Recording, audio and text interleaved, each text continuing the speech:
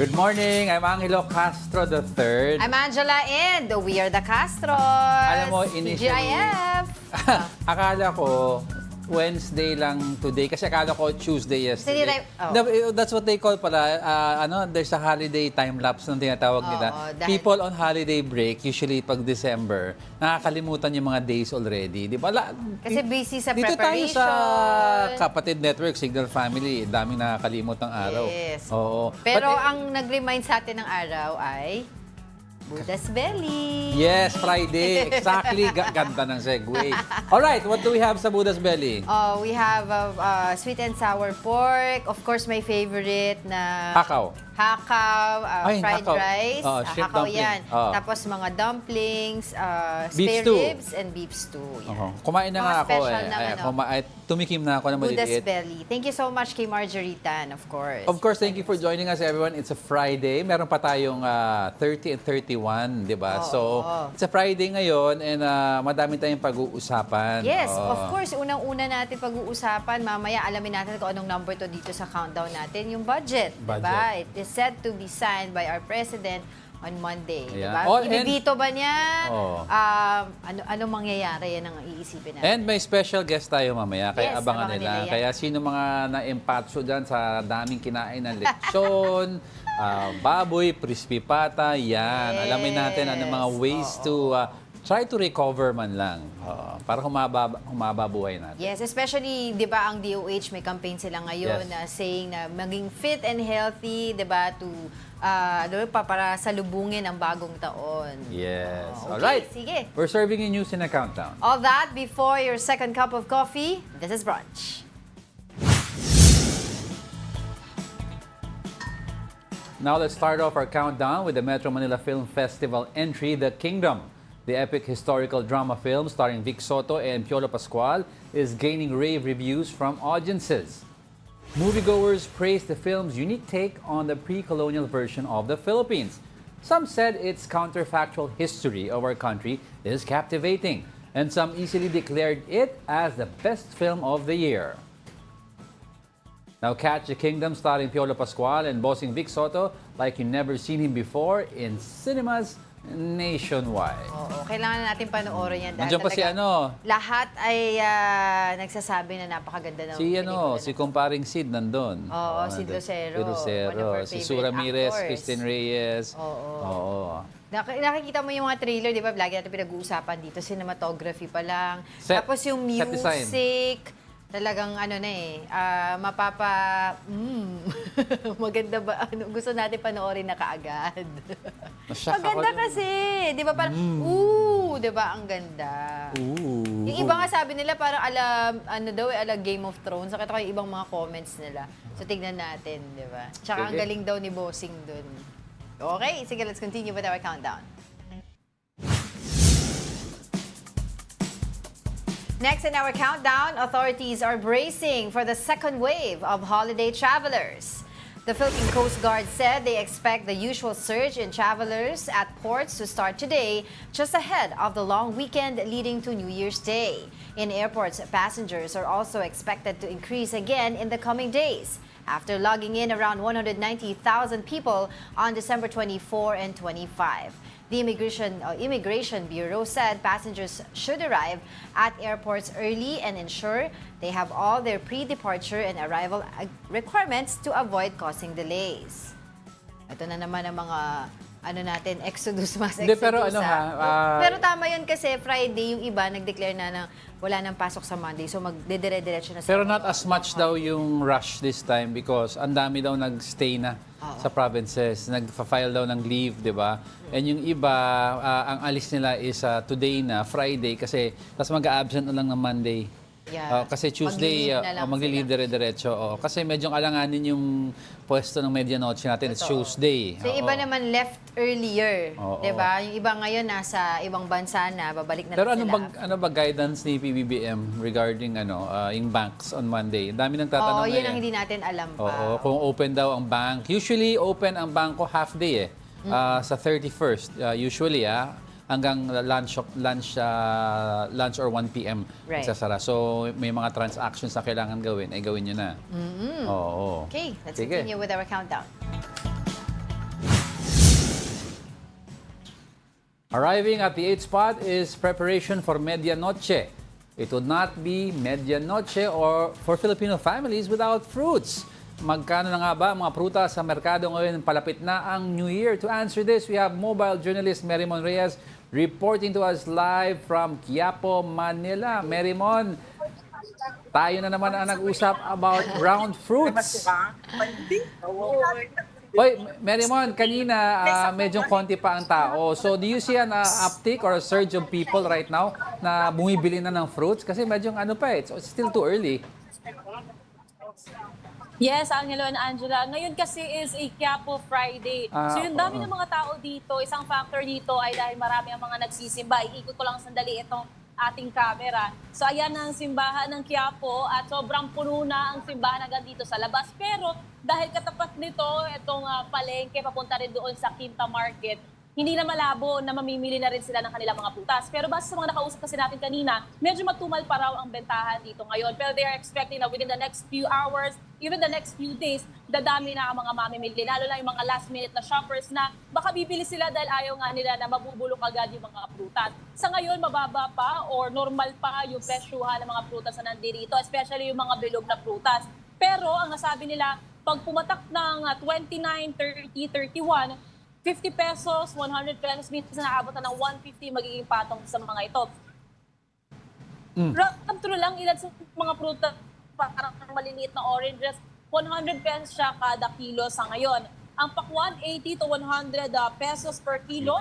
Ang apple, 15 to 30 pesos. Kung tingi-tingi ang bibilin mo, pagka tatluhan naman, 100 pesos ang bentahan. Ang green apple, 40 pesos per piece. Ang saging na saba, ito, ang saging, ang mangga, pati ang strawberry, kahit hindi raw sila conventionally na bilog, damay-damay daw sila sa pagtaas ng presyo. So yung saging na saba sa ngayon, 50 pesos siya per kilo, ang saging na lakatan, 120 per kilo, ang saging nila tundang 70 per kilo.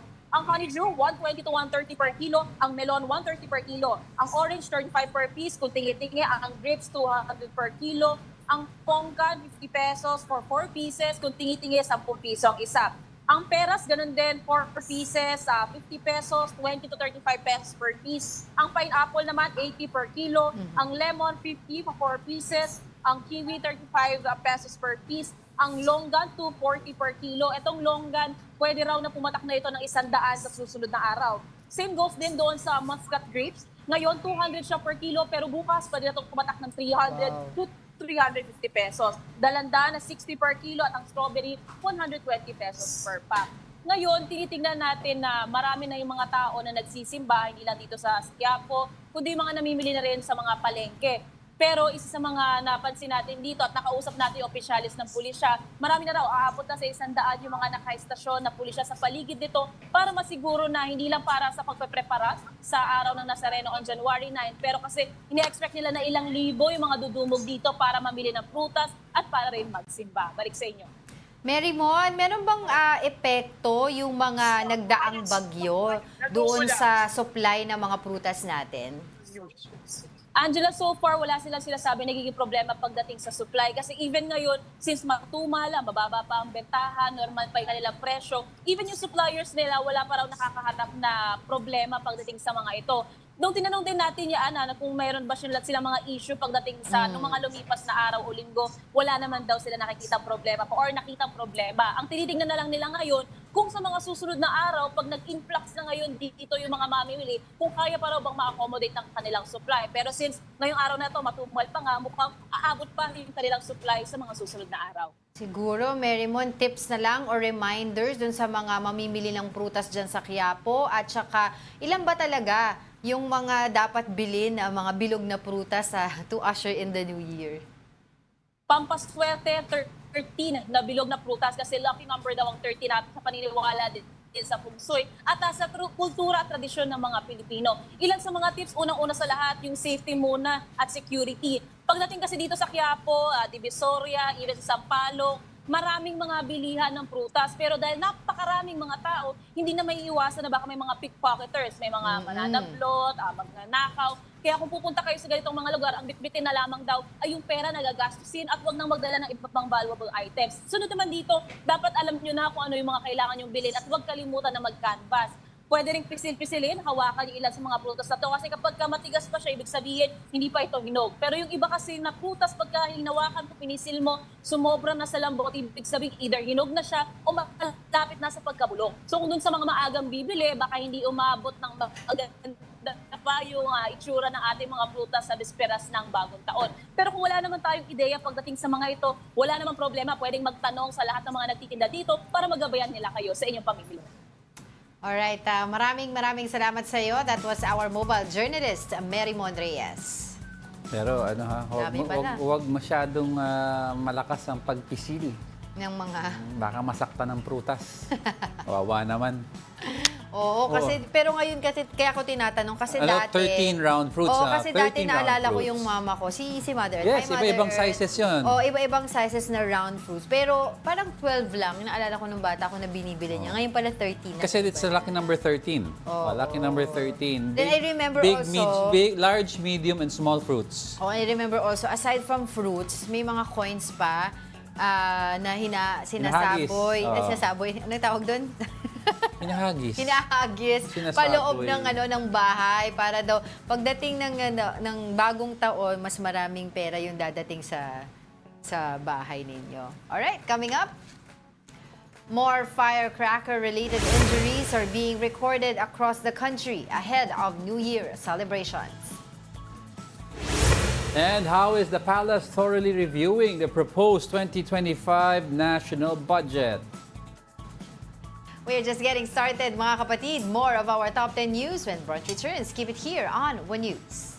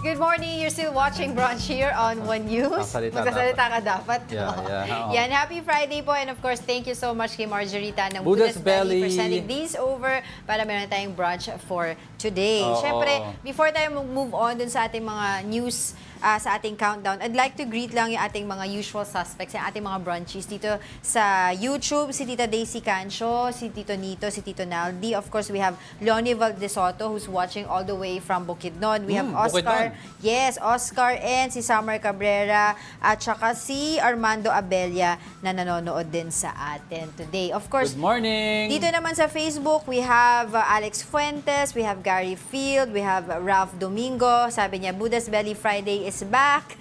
We have VJ, diba, si Yuri, si ate, at Si saka Mio. si Mother Earth, si Mio. Si Christian Cabalquinto, nanonood din siya, present daw siya. Si Sam Pokemon Go, at saka si Liza Villacruzzi. Sabi niya, Si ano? super love this show, super, such a fan. Yan. Sister Ice. Of course. Marisol. Yes, and of course, si Mina Benales and Tita Esther Abali. Tasha, good morning. Morning. All right, let's continue with our countdown. Going straight now to our 7th spot, the Health Department records 26 new firecracker-related injuries across the country. This pushes the total count of injuries to 69 less than a week before the New Year celebrations. According to the agency, 58 were aged 19 and below, while the remainder were aged 20 and above. It is also noted that 86% of the victims used illegal firecrackers such as boga or a PVC cannon. Alam mo, ang dami- Imagine, di pa tayo nagsa-start ng New Year. Alam mo, ang dami 69 nagtatanong na the government has had this campaign for the longest time since I was a kid about the dangers of firecracker, use of firecrackers. And ang dami nagtatanong, bakit until now, may nagre-report ng ganito. But tignan mo yung mga ages ng mga edad na na-accident sa firecracker. Mga It's bata 19 ngayon, and below. It's because dapat continuous ang education. Siguro yung generation namin, generation nyo, natututo. So, we avoid firecrackers, but the younger ones, hindi na nasasabihan. Yes. Would you believe may watusi pa on the market, which is illegal? Yes, and I think yung PNP sa anti-cybercrime group, meron silang mga entrapment operations. And of course, dun din sa mga online na nagbebenta ng paputok online. So that's illegal that's against the law, yung magbenta ng paputok online. May grading ang firecrackers yan kung ano yung pwede lang sa gamitin ng isang household. Tapos yung mga firecrackers na like po na yung mga Judas Belt, malalaking Roman candle, yung mga Quezon bomb, yun, sa designated areas lang in Quezon City, meron ka sa Makati, kung saan nagkakaroon ng fireworks display. You know, if I'm not mistaken, in Pangasinan, parang iniisip nila mag-total ban na talaga doon ng firecracker. Kasi alam mo, nasisira din ang kalikasan yung hangin. Yes. Alam mo, Quality, di ba sinabi have you seen natin sa Australia and sa Australia and Canada ata, meron silang massive simulated fireworks display which is used drones na ang gumaganap. Pero yung effect niya sa sky, pag tinitignan mo, parang fireworks pa rin. Tapos may speaker sila sa Australia sa mga side ng areas. Tapos may mga tunog ng explosion of firecrackers and then the drones act as firecrackers kung umiilaw sila ng gano'n. Yes, pero going back dun sa sinasabi ko, yung ginagawa ng PNP Anti-Cybercrime Group, na aside dun sa kanilang mga entrapment operations, talagang tinutugi sila ngayon yung mga nagbebenta online at nakita nila na madalas may mga nagbebenta online ng paputok sa Facebook na platform, sa Twitter, X na pala ngayon, at saka in Spotify. Can you imagine? So, yan yung mga tinitingnan din nila ngayon. Kasi yun nga, as I've said kanina, bawal nga yan sa ating batas na magbenta ng paputok online. So, ayan yung mga... And we dapat din yung campaign natin, papakita nila yung mga napuputulan ng daliri, 'di ba? Yung mga nasasabugan para alam nila na ito yung dangers ng paggamit ng mga firecrackers, especially sa mga kabal. Bakit? Parang rumaragas ang tren ng magsalita. Walang preno, walang matid. Okay, go! Next. Settling in at the 6th spot is the high-grade marijuana called Kush. The Philippine Drug Enforcement Agency, or PDEA, raised concerns over the rise of Kush smuggling in the country. PDEA said the smuggled Kush are usually misdeclared items entering our ports. The agency expressed worry that the market of Kush are the youth who are looking for alternative party drugs. PDEA explained that Kush is cheaper compared to other party drugs like ecstasy. Season na maraming pera, maraming party, maraming pupuntahan, maraming gimmick. At usually kasi bakasyon, mataas ang potent nito. Mas malakas siya. Ang tama. Baka siguro umitit ka ng 3 sa marijuana, doon sa Kush isa lang, may tama na. Oo, kasi ang Kush is high concentrated ang ano niya, yung hallucinogen niya tsaka yung downer effect niya. So, usually daw, yung if it takes, for some people who are sanay na with that drug, it takes 3 or 4 or 5 to get a high. Dito, 1 puff daw, it gets you a high. Either mag-food trip ka or matutulog ka. And kasi ang ecstasy medyo mahigpit ngayon. Yeah. So ngayon, they're saying may flooding talaga sa market ngayon of Kush. Oh, kasi that's why they're retraining dogs daw to smell out Kush. Kasi Hindi masyado nila ang dogs kasi parang ecstasy and cocaine and shabu ang ano nga nila. Trained sa kanila. Most of them, oo. Can you imagine ito nga, di ba? Nakikita nila yung pagsasmuggle. Yeah, high-grade Ano, Kush. lalakas ang loob, sabihin kasi nakakalusot siguro yung karamihan. Di ba? Ayan, no? Ang laki yan. Isang bulto ng ganyan. Ang dami na yan actually because yung Kush, yan, look at the dog. Yan, tinitrain nila yan to smell Kush. Yan, ano. Ang cute Jack Russell ata yan. I remember yung Kush na usapin na yan, di ba? Yung sa anak ni DOJ Secretary Remulla, yan yung nahuli. Yeah. Na pinadalas. Siya yung Daw. receiver, Oo. allegedly, di ba? Oh, allegedly, oh. Okay, sige, let's continue with our countdown.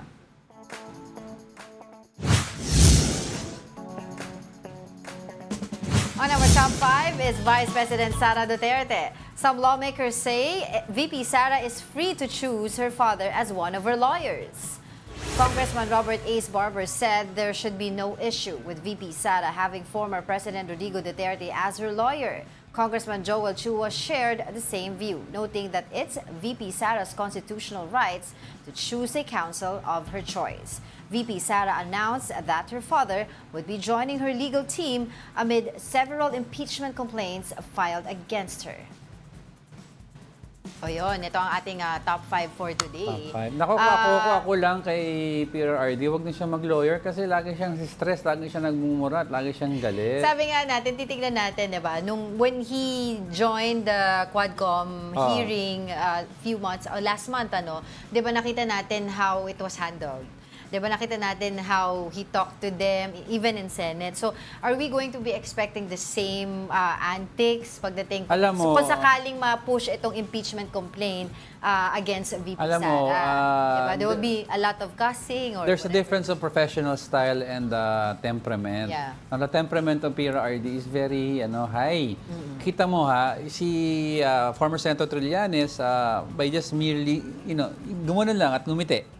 Napikon si Peter RD, he wanted to throw a mic kay former Senator Trillanes. Ang napakaliit lang na gesture ginawa ng Trillanes, gusto namang bato ng mic. Sabi diba? ni Senator Trillanes kasi sige, sabi niya sasampalin niya. At saka, sige ngayon na, you have to kaya remember, siya gumanon. political exercise tong impeachment. And then if you watch the Corona impeachment, it's very personal. It can get personal.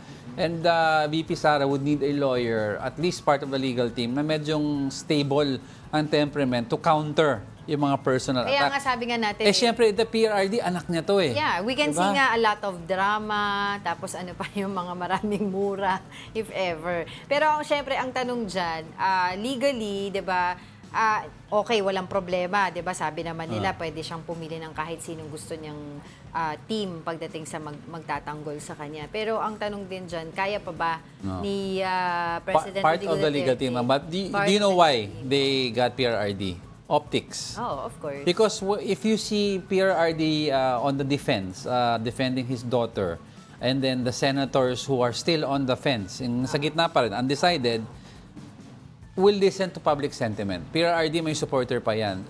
A former president, a Pero beloved... may enough, may enough experience ba si PRRD sa ganitong klase? He's a prosecutor. I know. He's a prosecutor. Iba ang nature ng Diba? style ng prosecutor. But he's still a lawyer.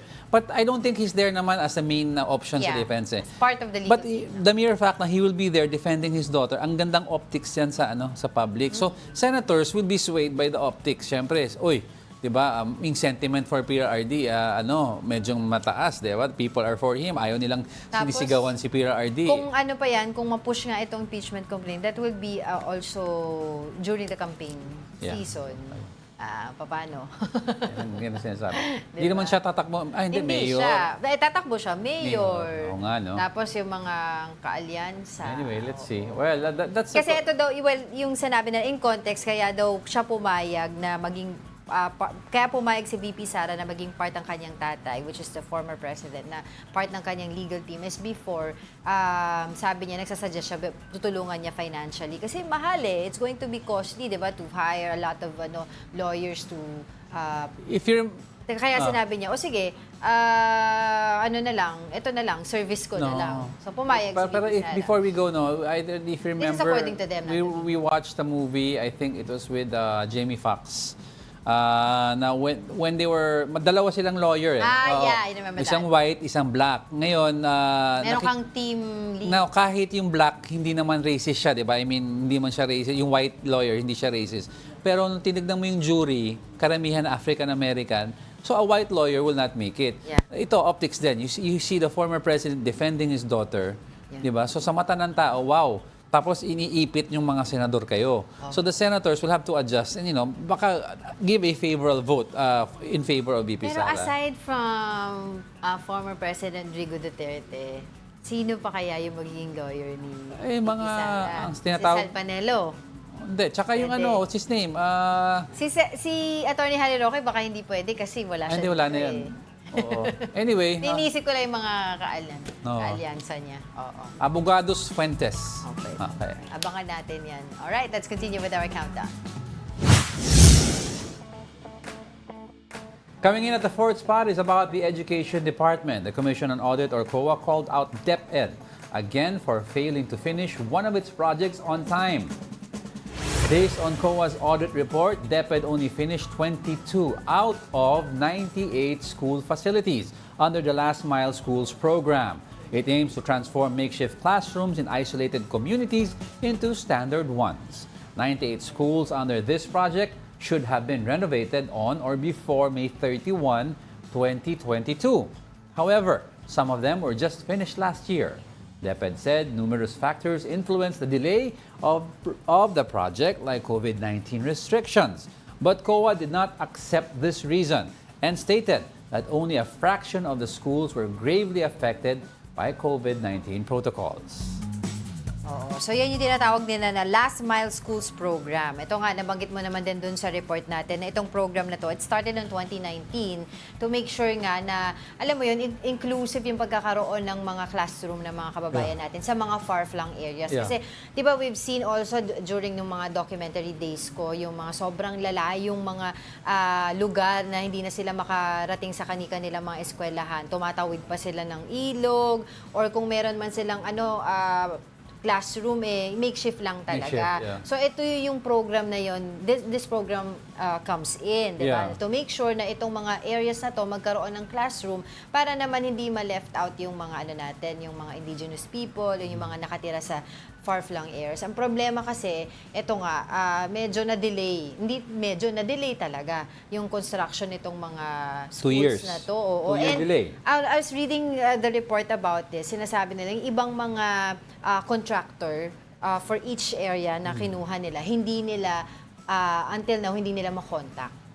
So, kaya ngayon, sinasabi ng COA, dapat gumawa sila ng timeline, itong DepEd, to make sure na ito pa rin itong proyekto nito. Kasi nabigay na yung budget sa kanila nung 2020 pa. Okay. Okay. Next.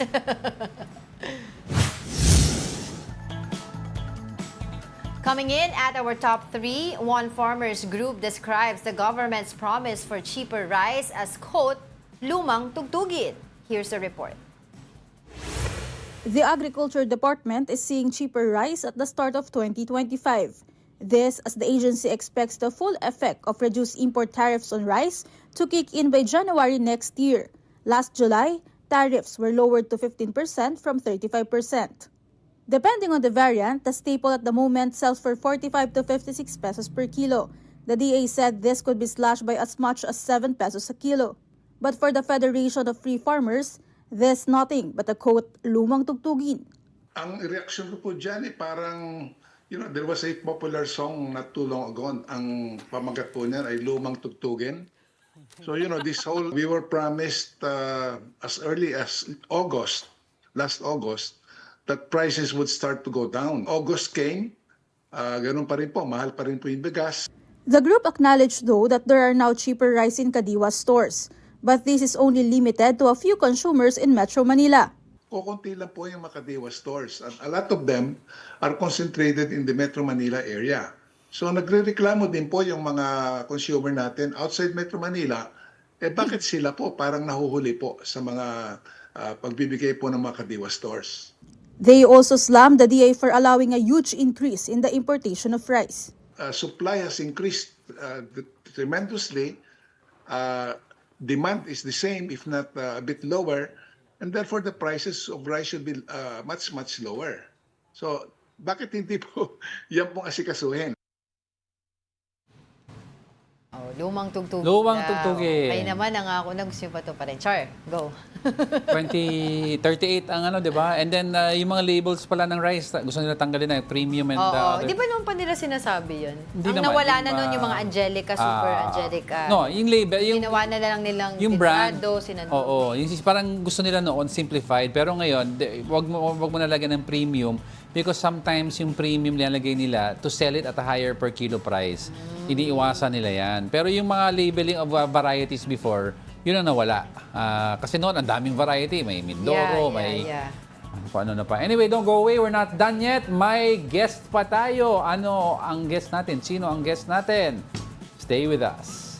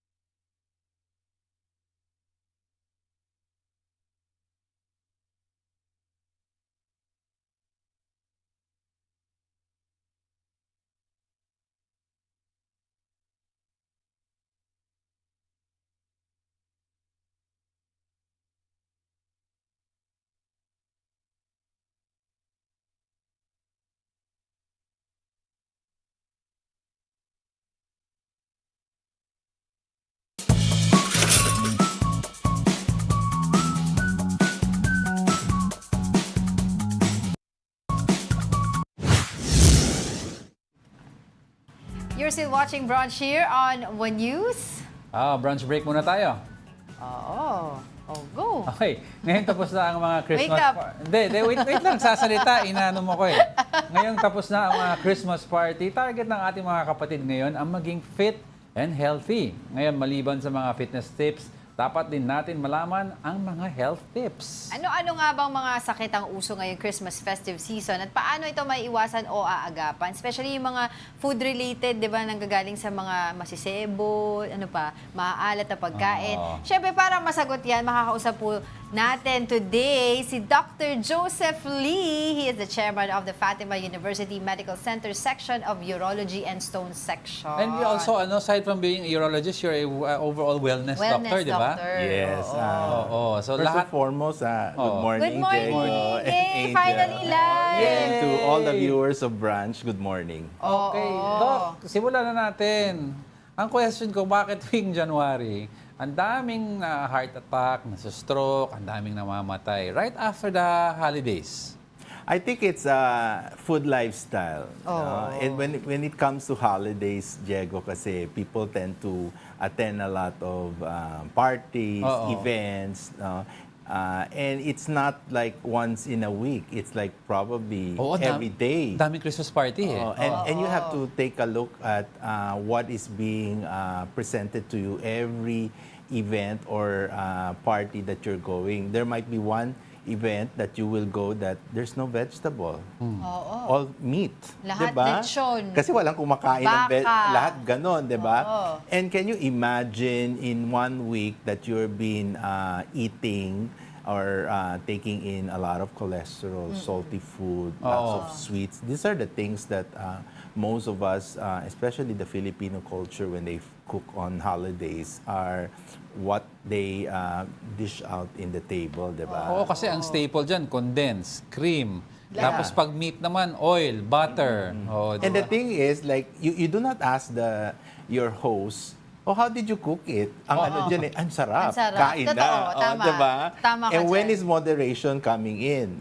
You don't even compute the calories when you're eating. Pag lahat yan, let's say, Diego, I'm going to your party, lahat masarap. Ano sasabihin mo? Ilang calories yan linuto? Hindi. No, you Hindi just ko- eat and eat and eat. Yes, Hindi you kumain only ka ng stop ano. kapag stuff ka na. Exactly. Kakain ka ng 4,000 calories. Plus, ang Exactly. panahon pa, Doc, may effect ba yan? Kasi malamig, di ba? Oo. So basically, when you talk holidays, post-holiday diseases, most of the diseases we have is respiratory, di ba? Flus and diarrhea, gastroenteritis, di ba?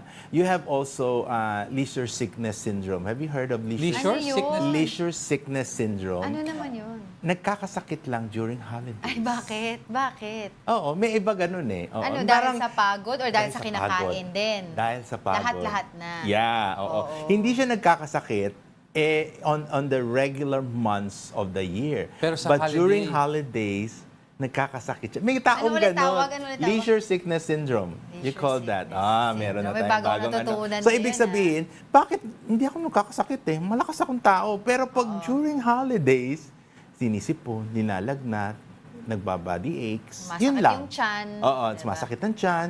Ano lang, it's a natural yearly occurrence. There are people like that. And ano yung mga factors that contribute to it?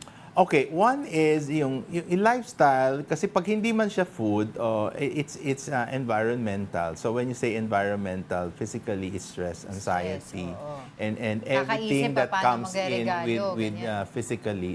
So when you say yung fatigue, mental fatigue, and when you have mental fatigue, you can have stress. Di ba may stress? Yes, You've heard of stress hypertension, Yes, of stress course, diarrhea, and everything. Dami. Bigla na lang But when you look at it, all your blood figures negative. Oo. Nagkakataon lang kasi your body tends to repay you what you've done to them. So parang- Pero hindi naman talagang infection in itself. Kasi ano, 'di ba ngayon, nga festive season tayo, lahat iniisip Yeah. natin paano natin papabusugin yung mga pamilya natin, sarili natin. Tapos may campaign din ng DOH tungkol dito, 'di ba? Exactly. Yung pagkain ng tama, tapos yung pag-iinom na, 'di ba? Tubig. Hindi yung pag-inom ng alak daw. Okay. Oo, na Sa holidays, sa holidays. Pag holiday masyadong napaparami. Yeah. Anong epekto nito sa kidney natin, Exactly. sa liver natin. Thank you, Angel. Yun ang inaano ko eh. So, everything that you ingest, no, becomes a workforce for the kidneys. Even though if your kidneys are there, sabi natin, dalawa yan, no? Laging iniisip yan eh. Kung makakapagsalita lang ang kidney, sasabihin, ano nang gagawin itong ating boss? The human being is the boss. Ayan na naman, saksakan ng dami na naman cholesterol, saksakan ng dami ng maalat, hindi naman siya umiinom kahit na gusto natin, no? So, figuratively, the function of the kidney becomes over-fatigue. So kaya ikaw masaya because you're going into holiday spree eating, but your kidney is going into overtime, fixing you. You know, you have to balance it. You have to remember your kidney functions what? Filtrating and absorption. That's one secretion. Now, pag hindi niya ma-filter lahat, it becomes stagnated, it becomes residual. So when it becomes residual, it stays in the kidney for a certain period of time. What will manifest? Diba? It's maraming tubules eh. So bacteria will set in. So pag nagkaroon ng bacteria, you get infection. So may magkaka-sepsis at the worst case? Hindi pa naman sepsis, Jegs, yung mga infection, yung nephritis. Sepsis kasi when the infection has gone beyond your coverage, meaning complications and all So those kaya stuff. pala, Doc, after December, January, naglalabasan ng sakit sa January, February, no? Kasi UTI. nag-ipon-ipon, UTI, di ba? UTI Nag-ipon? retention and everything, nakita mo. And most of the time, people who march on January and February are those who have hyper. Hindi hyper, ha? Hypertension, hypercholesterolemic, hyperuricemic, hyper lahat. Lahat ng hyper. Diba? Kasi nag-over But if you try to think of it, this should have been filtered out. Yeah. And of course, your liver is also functioning as a helping organ. But of course, alam mo, liver kasi it's major royalty ang liver. When I say royalty, medyo maarte. Yes. And the only thing that is nice about the liver, it regenerates. The problem with the kidney, it doesn't regenerate. Kaya dalawa. So pag tinapon ng royalty na liver, sabi ko royalty medyo maarte, di ba? Parang, ikaw na bahala dyan. Ano gagawin ng kidney? He has to do all the work for you. Can you imagine that? So pagdating ng January, ayan na yan. You receive all the pain and everything that is incurred to what you've been eating. Doc, aside during dun the sa holidays. mga pagkain iniinom natin na makakasama sa liver and kidney natin, other internal organs, yung hindi rin pagtulog ng tama, di ba? I remember you told that to me di ba? Yung pag Yes. napupuyat ka, hindi nagkakaroon ng magandang working habits yung Ikaw nga mag-explain. Kasi sleep is very important. I know when I always say you have to sleep at least 6, 7, 8 hours. Nako po. Especially when you're aging already. But that's why, because the mechanism when you sleep, your body tends to relax and try to overdo everything, the metabolism. Ano bang re-repair natin? Ano bang hindi, di ba? Then it gives the nerve, the sensitive, all the things that cannot be repaired to your brain later on in the morning. Sabi, ito hindi na pwede. Kasi pag hindi mo, if you don't do that, no, your body tends to deteriorate and cannot process everything, especially when you are earmarked on the mature aging age. Kasi di ba, Doc, sabi Diba? mo, pagka natutulog ka, that's when your body starts to work. Exactly. And your body examines you during the time that you're sleeping. When examine, ibig sabihin, ano ba? Ano ba bang okay? Ano pa bang hindi mo lang alam yan. Kumbaga diba? parang si kidney nagpapahinga ng 9 o'clock, 10 o'clock, ikaw kain ka pa ng kain. So gigising mo siya. That's why, di ba? That's why you don't, bangungot is one also a very major thing during the holidays. What? Because you have hemorrhagic pancreatitis. Yeah. Ibig sabihin, your pancreas or your lapay starts to work overload and your enzymes start to overflow. When your enzymes overflow, it burns the other organ system. Then it kills you. Acute pancreatitis. Yes. Kain ka ng kain But, hanggang alas 12 ng gabi. Dapat parang walang matutulog ka na, oo. di ba? Pero the way parang sinasabi mo, Doc, parang when the damage is done sa kidney, yun na yun. Hindi mo na mababalik. So Exactly. what are the things that you could do to at least improve the situation you're in after the holidays? Pangbawi, kumbaga, pangbawi ng konti man lang. Ang hirap, di ba? Mahirap Kasi una-una, Diego, paano mo malalaman? Hindi ka magpapa-examine. How would you know that your target expectation to the kidney is okay, 'di ba? You won't, 'di ba? Parang sinabi mo, "Oh sige, I'll eat all this bunch. I'll be very very good to my kidney. In January, I'll go to the hospital or diagnostic center and have my kidney done." Do you do that? Do we do that? We don't course do not. that. I don't see that. I always see We my only- patients We don't coming go in to the with- hospital hanggat wala tayong nararamdaman. Exactly. Oh, so ano mangyayari? So magi-injure yan. When your kidney starts to injure, it goes into what? The next phase is goes into failure. Pupunta ka lang pag Diego, Angel, pag nag-failure na. When you say failure, ibig sabihin 100% or even lower than that, your kidney starts to fail in its function. So papapakita na, magpaparamdam. Paano magpaparamdam yan? Namamanas, diba? Masakit yung likod. Sumasakit yung likod, tumataas ang creatinine mo, pag nagpa-annual ka, o ikaw naman, ay, bakit? Denying. Bakit nagkaganyan? Really? Kulang na sabihin sa'yo ng kidney mo, really? Totoo ba? Really now? O parang gano'n, totoo ba? Hindi nag-deny ka. O tapos, okay, you go into acute phase, chronic phase. Pag nag-chronic phase ka, sino sisisihin mo? Tapos, when you go to see us, you want really You want a miracle. Tama ka, Dok, gawin mo na. I have parenchymal disease, di ba? Renal parenchymal, anong gagawin mo? When you say renal parenchymal disease, nasira na yan. The structure of the kidney has been strong. Ayun na. So, ayan na. Siguro na lang before we let you Oh, go. no, Ang dami natin natutunan. I'm sure kasi ang viewers natin nabitin and they want to ask Doc Joseph several questions. How can they get in touch with you, Doc? Kasi baka Facebook. i-Facebook ka, di ba? Oh, yan. May social media account ko sa Facebook, sa YouTube, sa ano pa ba, sa Instagram. Celebrity urologist yan eh. Dr. Joseph Lee, no? Yes. Then when you are in Kamanava area, you can visit me at Fatima Medical Center. I'm there. Then if you are in the Quezon City area, you can visit me at Urology Center of the Philippines. Well, you can also visit yung bandang South. Yes, sa South. Okay, siguro pinaka Thank ano you na very lang, much. pinaka Message, advice. advice. Oo, doon sa mga ayan na sasabak matigas na ang naman ulo. sa kainan bago mag-New Year na eh. Sabi nila, Medianoche last na daw pag last na daw yung Christmas Eve, pero may Alam mo, medianoche pa. Angel, maraming magalit sa akin eh. Di ba? Para sinabi, who doesn't want to enjoy? Who doesn't want to eat? Who doesn't want to have fun? But sabi ko laging iisipin, we have fun, don't eat too grandiose. Di ba? Parang wow, parang wala nang katapusan. Kasi January, Last meal mo pag wala ng mga Last ganyang meal mo na. party, parang pag wala ng party, doon babawi ang katawan mo. And it's always difficult when your body starts to signals singil, make singil. That's the thing. Well said. Oo, on that note, maraming salamat for Thank joining you, us thank today. Finally, live here si Doc Joseph Lee. Thank you so much, Doc. Thank you. Okay, sige. Ano ba? Kinabahan We'll be back. ako. Kinabahan ka ako kasi doon. dami niyang dami niyang kinakain this Ayun. holiday season. Anyway, we'll be back with more stories after the break. Keep it here on One News.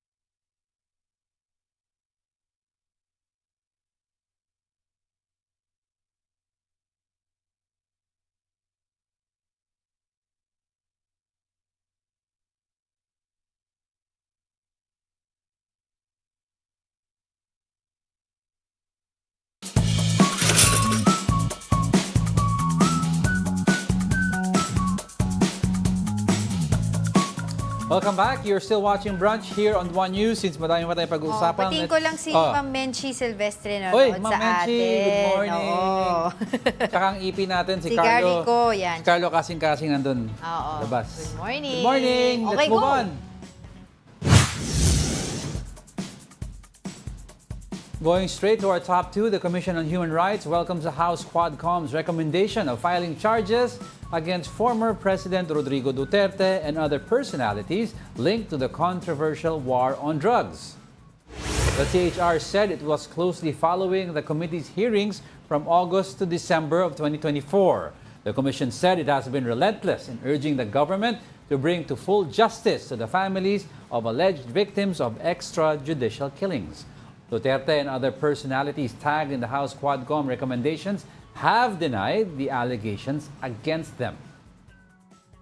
Actually, isa yan sa concern din ng mga ibang mga lawmakers and other political experts na pag yung gagawin siyang part ng legal team ni VP Sara sa impeachment complaint against her. Kasi nga daw, probably magiging busy din siya kasi may mga isasampang kaso sa kanya. No, Kung mag-push through yung impeachment. Pero yung plan nila sa impeachment naman for PRRD to be part of the legal team, it's a part and parcel kung ang assumption is wala pa yung criminal case. Pero Yes. ibang usapan pag may criminal Yun case na nga against them. Oo.